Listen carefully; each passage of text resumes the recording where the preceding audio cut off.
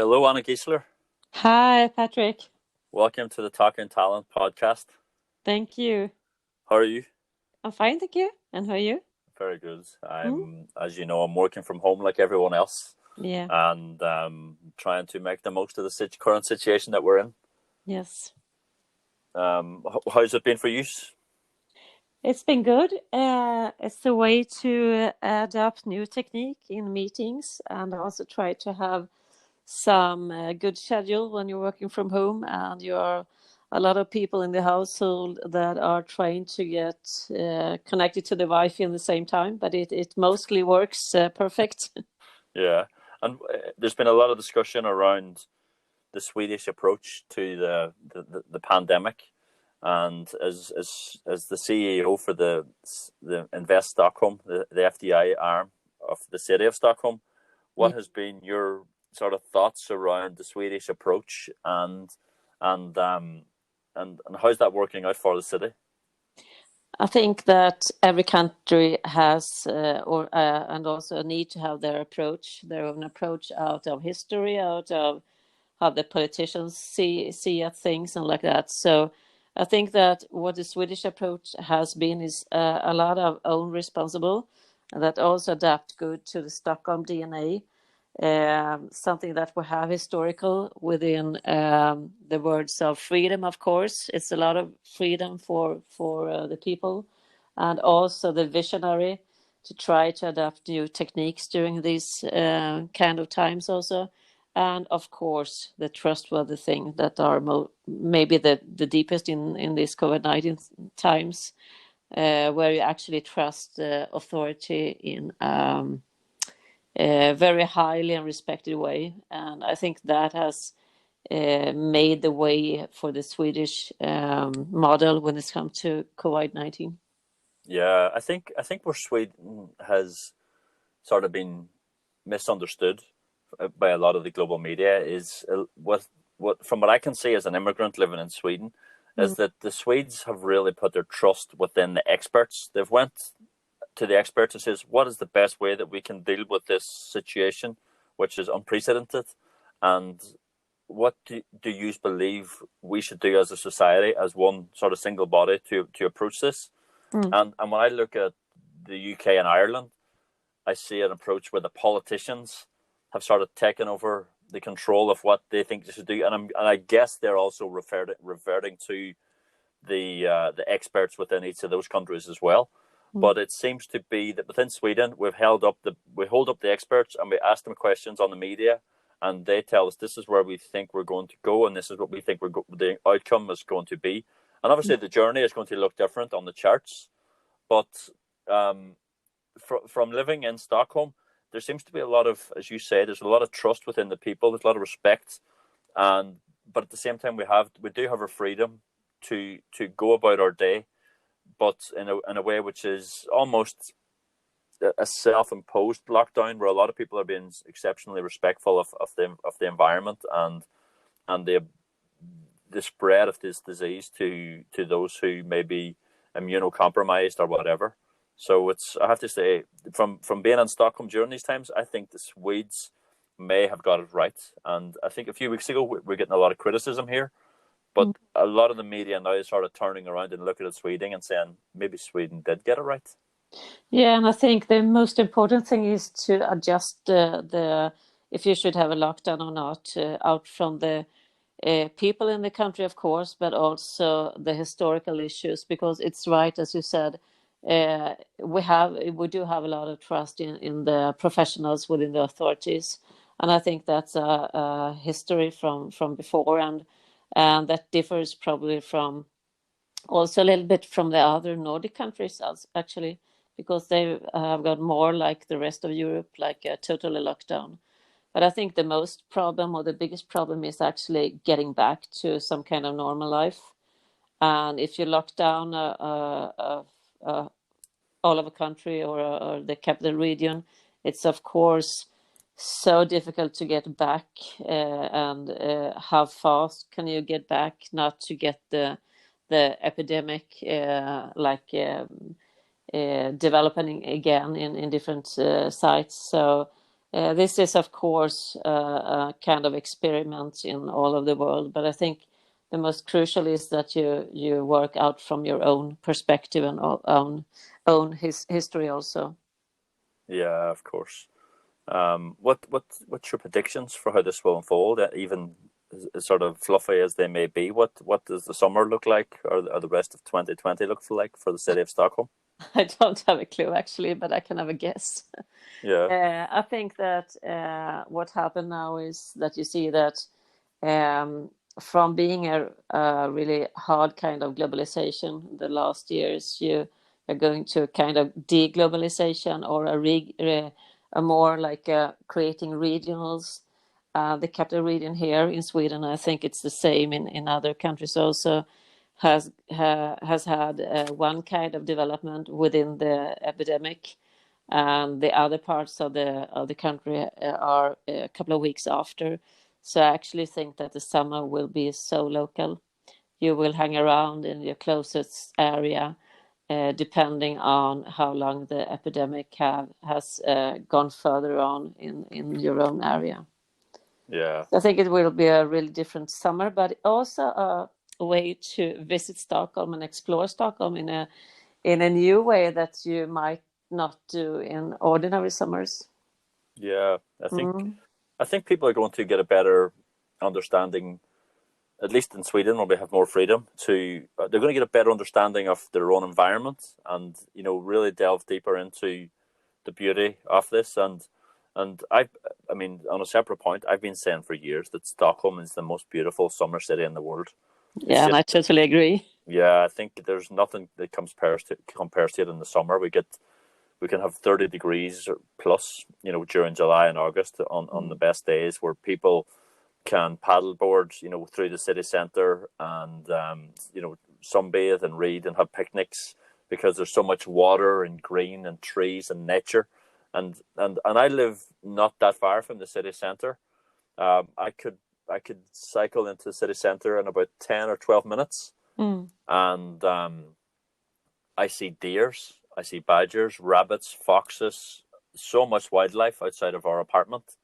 And the nature here it's real forest. It's not planted gardens, and there's a certain level of calmness and beauty that comes with the city, which is so connected to its past, but also a city which is so forward thinking and leading the way in many fronts as well.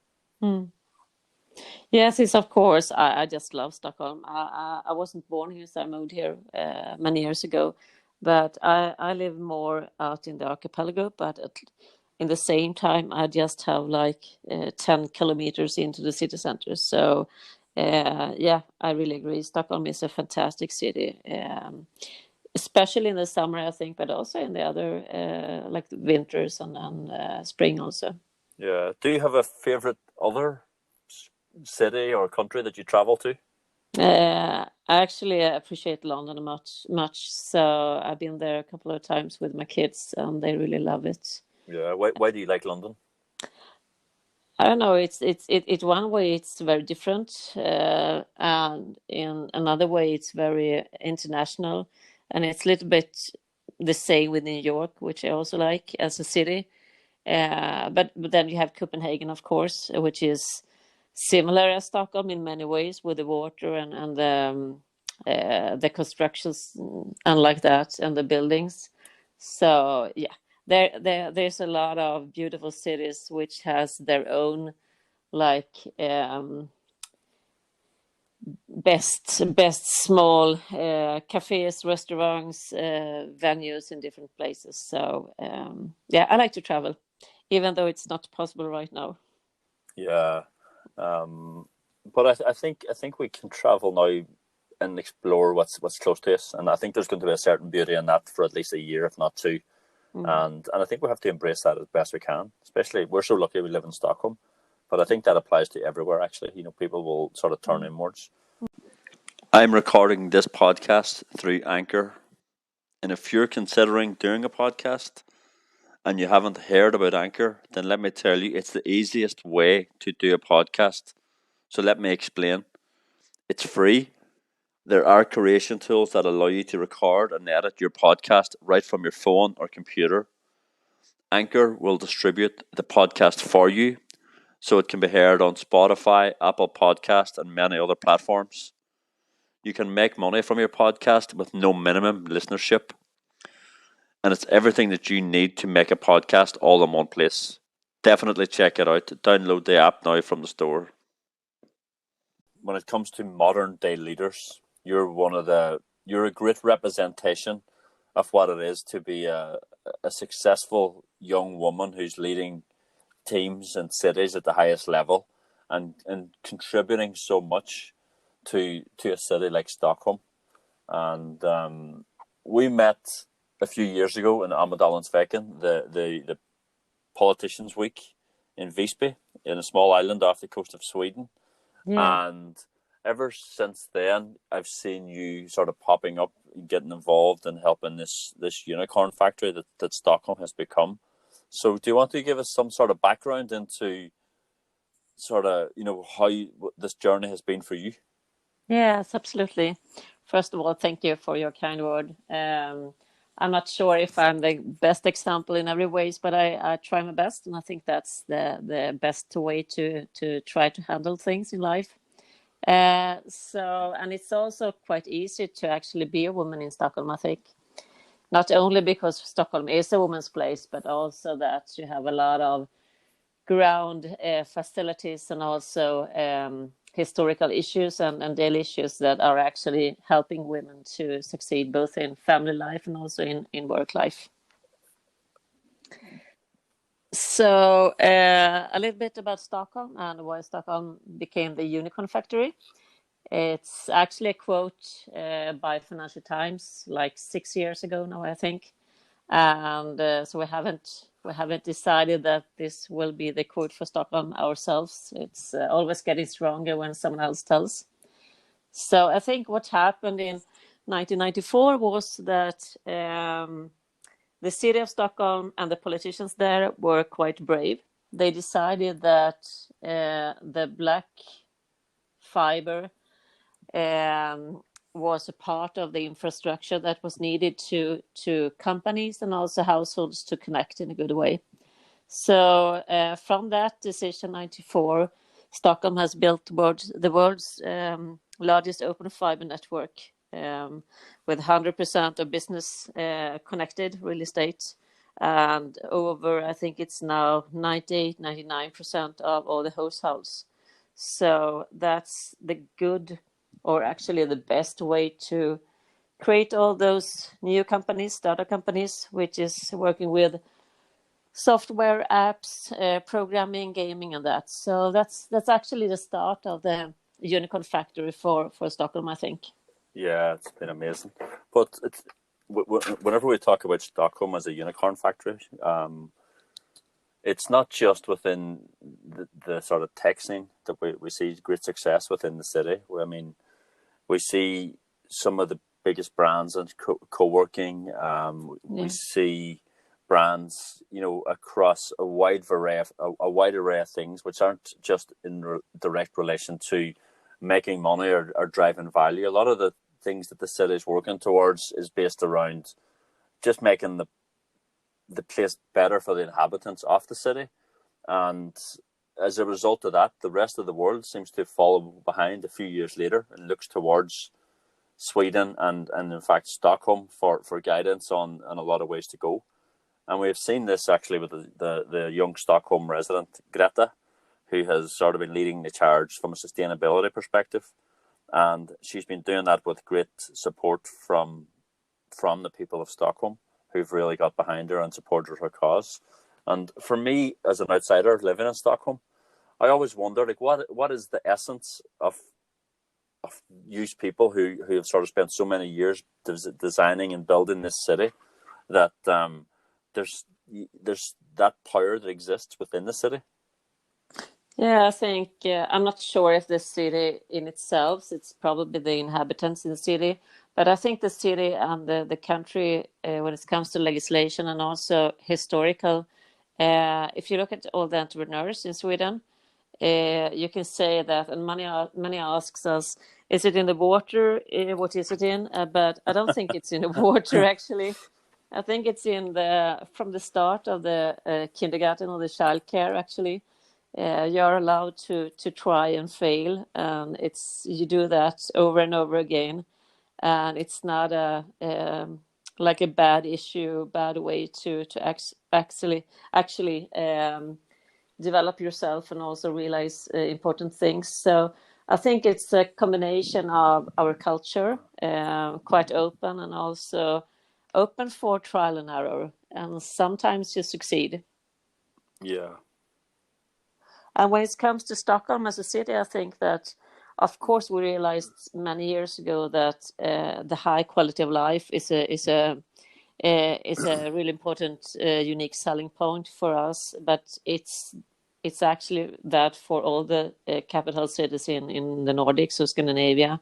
So we're not lonely there in that way. Yeah. And also the best, I think, or at least the broadest paid parental or the social health caring system is also part of why it's quite easy, and it's also quite usual that you combine family and a career at the same time, somewhere between 30, 40 or 50 when you're supposed to do all the other things in life.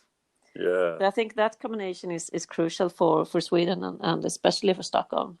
And you can also see in the Stockholm DNA, which is, or out of our perspective, the city's perspective, is visionary, free, and trustworthy, where we are really heavy, and we have a really great history about that. But we also are like not only being a trendsetter, but also, as you said in the beginning, are actually leading the way in the world in some of these issues. Yeah, of course. Do you, I mean, I know you travel a lot with your job, and also I know you love to travel as well as a person, just because you've got this real zest for life.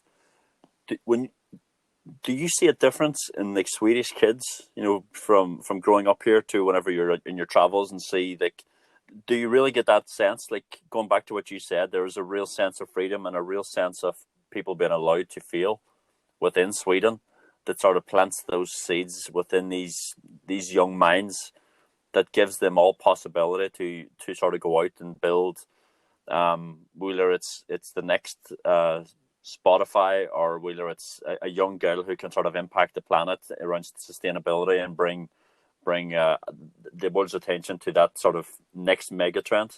Like, what makes those Swedish kids different, or what do you see in it? I would love to say that, yeah, I see a clear difference, but I actually don't in that way. I think it's easier to see the difference between adult persons, but that, of course, is a way how they grow up and how they are treated, or like school habits and like that. So I don't think I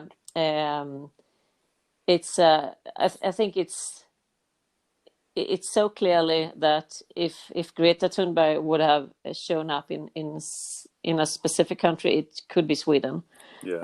And that's also combined with our history, and also how the kids are actually growing up, and how we maybe in many ways are listening to kids in another way that you do in other countries, and also that they are actually feeling the freedom that I can actually make changes. For real, not only in my own head, but also for real.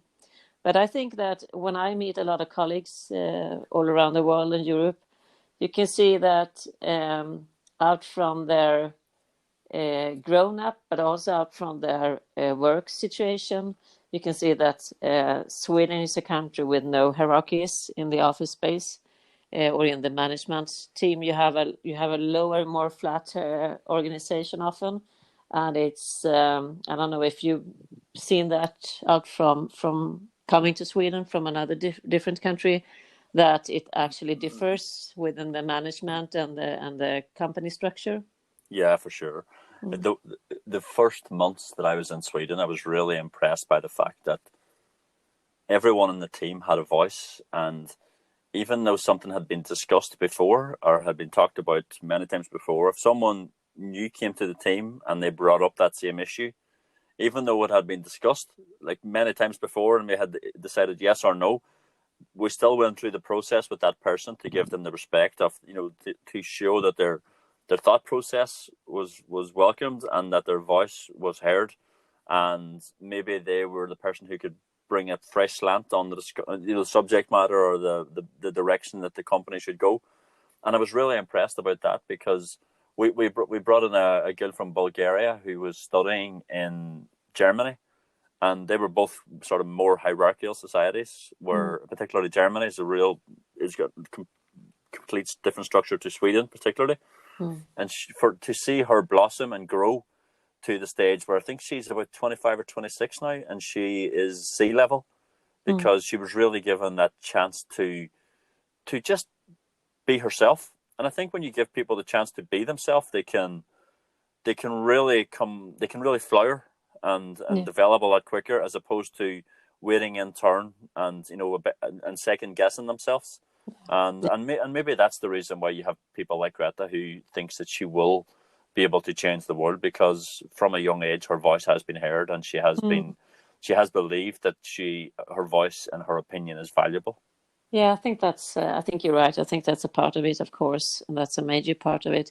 I think also that the flat hierarchies in Sweden is good, but we're also known for that we all are searching for consensus within the groups, within the work groups, and otherwise. And of course, it's good mostly, but on the bad side might be that we are not that quick as other countries are. Because we're always searching for the consensus in the group. So it has both good and bad sides, of course. Mostly good, I think. Yeah, for sure. So whenever you meet this poor little Irish boy who's emigrated over to Sweden, do you think, oh, that poor child there? We need to help him blossom and come out of his skin, because his voice hasn't been heard. No, I actually think so. But every person I work together with, my aim and mission within this organization is to actually help all my colleagues or the one who are employed to actually grow in their best way, and also have the best view out from their personalities. So I see myself as much a team leader, much a coach to all the ones that I'm working together with. Yeah, I would definitely say that, and I've touched on this before. I think you're one of the great examples of what a modern leader should look like. You're really someone who trusts the people around you. And I've worked on a few projects with you, and I've seen you working, from afar as well. And the level of trust that you give to your team, and the level of possibility that you sort of instill within them whenever you work with the people around you, whether they're in your team or just coming in from the outside, it's really is something special to see. And as you know, I wrote a book last year about the empowerment of the feminine, and I think now that I know you better since writing the book, I think you really capture the essence of what a modern leader should be.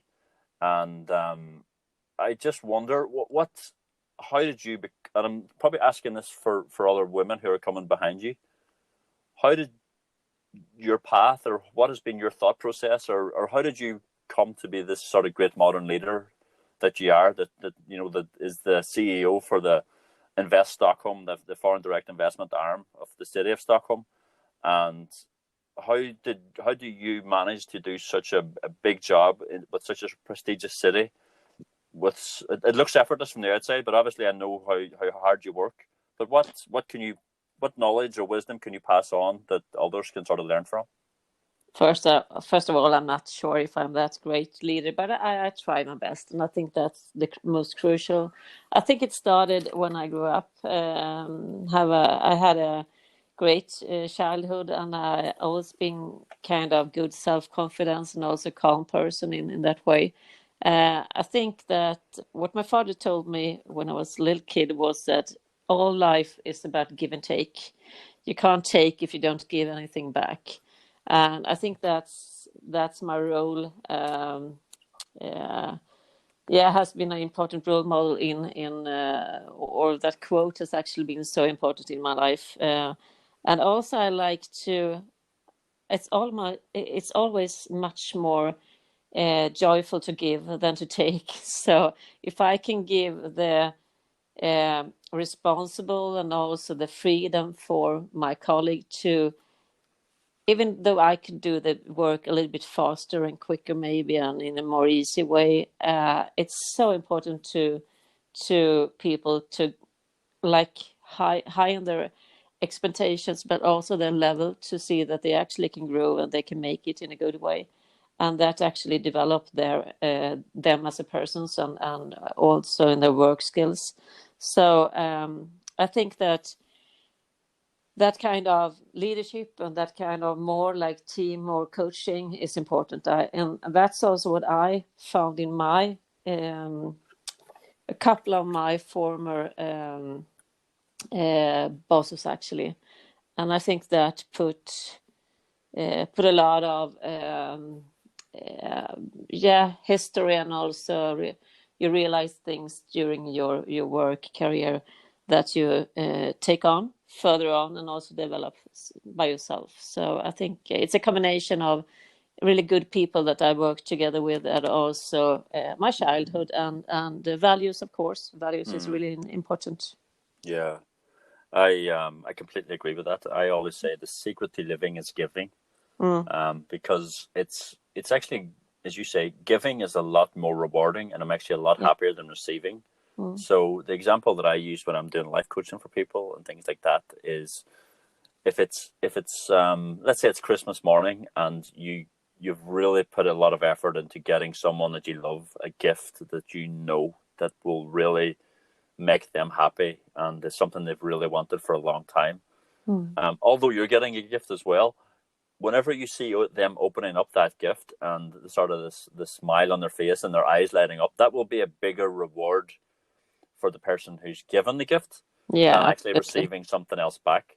And I really have sort of tried to live my life that way. And the thing about giving is you can always control what you give. So you're always in control, and you can never be let down.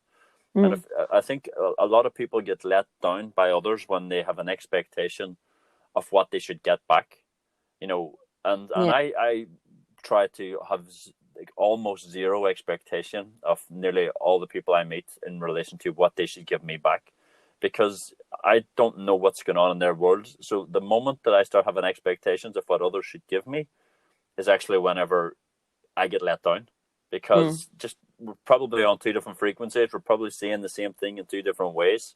And it's the problem is actually on me because of my expectations. So I have a rule that I just try and give and give and give, and the secret to living is giving is how I see it, and is obviously how your father seen it too, back in those days, and he's sort of instilled that in you as a young girl.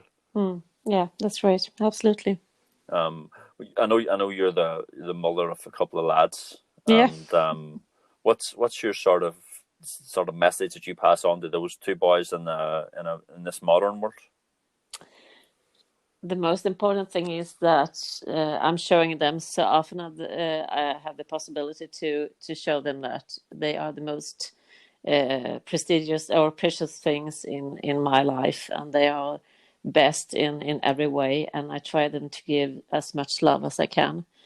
And I also actually give them some massage every night because that makes it possible to have my own time with them.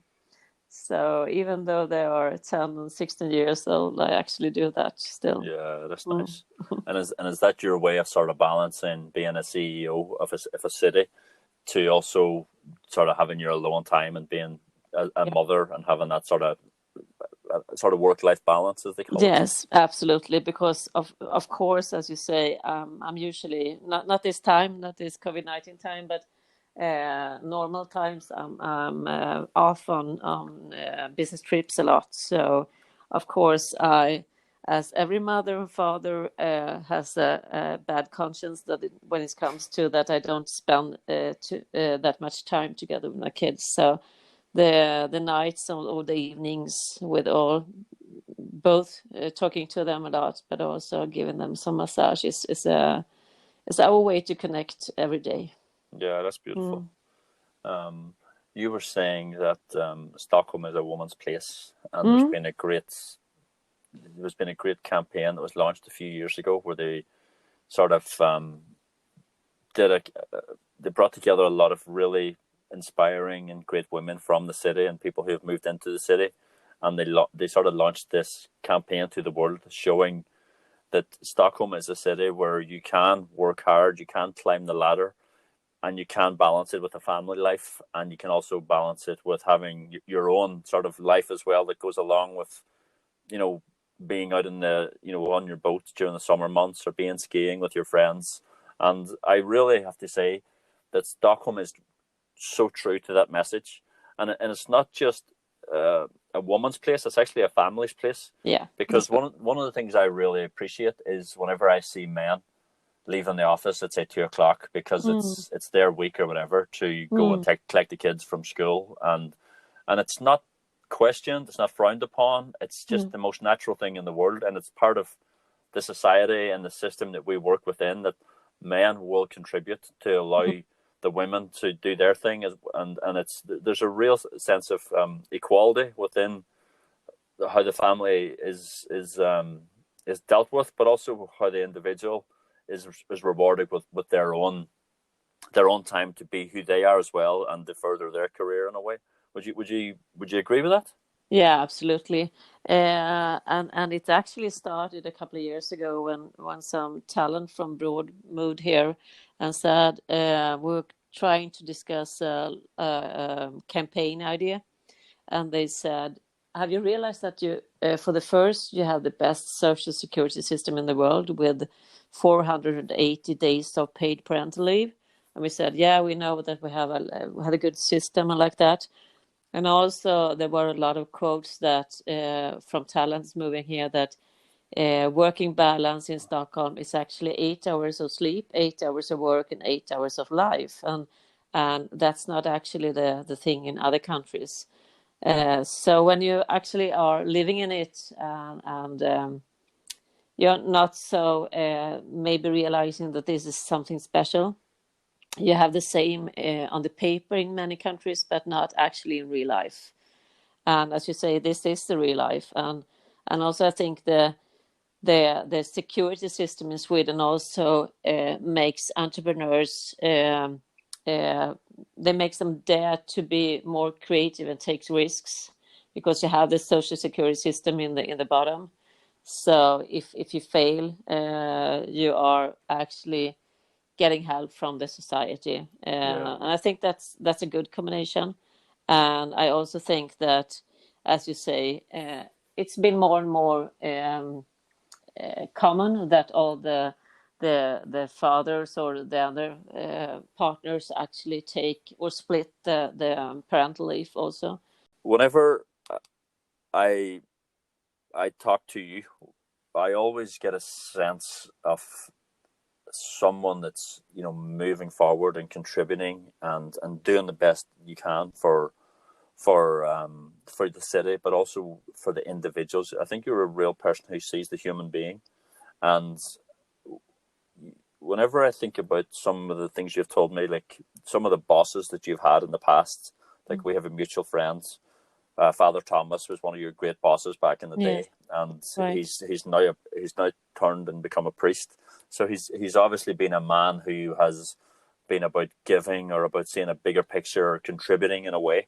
And I mean, you've probably had many sort of people like that who has influenced your life. And what is the characteristic as a leader that you have taken from these great men and women that you've worked with, at the sort of at the forefront of business and politics and everything else? That's right. Our common friend in now he's called Father Thomas in the Catholic Church, but he was called Thomas Idegaard and was my boss when I worked for the Conservative Party many years ago. Yeah, he was one of my first bosses, and I have a couple of ones that has meant so much for me, actually, in my personal development, but also in the way that they have been looking on their colleagues, staff, and also in the way that you are giving people, and I was giving a lot of responsibility, of course, and mostly I succeed, but sometimes you of course fail. And giving that respect has been, and also freedom and responsible has been one of my major drivers towards the organizations that I've been into. Yeah. So I pretty much try to be a coach, a team leader towards the other ones in working in Invest Stockholm. Yeah. So let's put our feet in the shoes of a girl who is 22, 25-year-old girl, and somewhere in the world she looks at working hard to put herself in the position to be a really modern and achieving CEO in the future. What advice would you give to that girl, today, to sort of help her sort of get to the stage where you're at in your career? I think that both in the combination that it's so easy to be the best girl and the girl that takes the most responsibility, and that is so easy to just actually destroy you or actually make you really weak in the end. So I think to be true to yourself and also to be true to the other ones close to you in work and in family life is the most important. So you don't lose yourself in this, because it's so easy to like taking someone else's coat on your shoulders and be more hard and be more focused, of course. And you can be focused even though you can be quite warm and caring. I don't think that these different things are you actually can combine them, and that's what I try to do during my last years in this company. Yeah, I know that you work with a lot of talent, and it was last year you came to me, and you had the vision of sort of pitching Stockholm as a city where you wanted the best talent from around the world to come and work in Stockholm and help the city to solve the future megatrends which the world would face. And in that regard, I've always seen you as a leader who's had what you say. You've always stayed true to yourself. But I think whenever I worked with you closely, I've always seen you as someone who has got this great vision to just sort of see around the corner, have that intuition to see this is where the world is going, and this is where Stockholm needs to be to meet the world, or in this regard, actually to stay ahead of the world. So in that regard, what do you see as the sort of future trends that we'll be looking at? Because the world is changing, and for some weird, strange, amazing way, you've always been able to predict that future and set Stockholm up in a way where it's been able to stay ahead of what those challenges will be and where the trends will come. I'm not sure if I've been able to predict that, but I can have a guess, and I might have guessed quite reasonable out from where actually live the life has ended up, or the development in the world has ended up. Even though no one, I think, can predict what's happening now and how it's this epidemic actually are developing cities and countries in different ways. But I think that digitalization is, of course, one of the major trends, and sitting on a distance working for a couple of months now, and I think it will continue until the summer in Sweden at least. I think that this kind of meetings, digital meetings, and also new ways to meet, not physical but virtual, is going to get so much faster than any one of us could imagine. I think it's actually your quote that says that what happened during this epidemic is actually that the future has arrived so much earlier. What should be the development in like a couple of years has now been on 10 weeks or something. That's right. Yeah, Yeah. yeah. I think that we've just seen an acceleration of where we're going to be. The world that we were going to live in within 10 years has basically come and been forced upon us over the space of 10 days because of the pandemic, and it really has become the norm within 10 weeks. And I do really believe that actually we're going to be living in a world of increased digitization. People are going to be remote working a lot more. People are going to be more detached on a human level, increasingly, and I think that because that structure is has been forced upon us, we need to get used to it, and we need to find other ways to create connections with people and with our circles and with friends and family that is meaningful, and it gives us a sense of belonging. But at the same time, in the new book that I'm writing, I also talk about how if we look back, the way that we're working now is actually it's the norm. You think about shepherds out in the field working with their sheep. You think about fishermen out on their boats. Generally, people, whether they were farmers, fishermen, shepherds, whatever, they went out and worked on their own, and they did the task, and they would come back to the village at night to socialize and eat and break bread and these things. But it was actually the Industrial Revolution which became abnormal, where they started to force many people from the countryside into cities and into working under a single roof together, in unison. And I believe that actually what we're going back to is what we're more used to as human beings, which is going off and getting the job done, and then coming back later to socialize and to train. And I believe that in the coming years, the offices will continue to get smaller, because they have been getting smaller over the past few years as I've worked in IoT and smart buildings. And now, for example, we could have a team of 200 people working in an office, which is 100 desks. And I believe 200 people will in the future be working in an office where there's maybe 20 desks, because we will only need to have a certain amount of people coming through and doing the job or being together and under the same roof at the same time. But what the 200 people will do within a team is that they will come together for training and events, and maybe quarterly meetups where there's a bonding or an upskilling or whatever that is, and then they will go back to being working remotely but connected, and people will only come together for very specific reasons. And would you agree that you think that that's the way it'll go, or do you think it'll bounce back?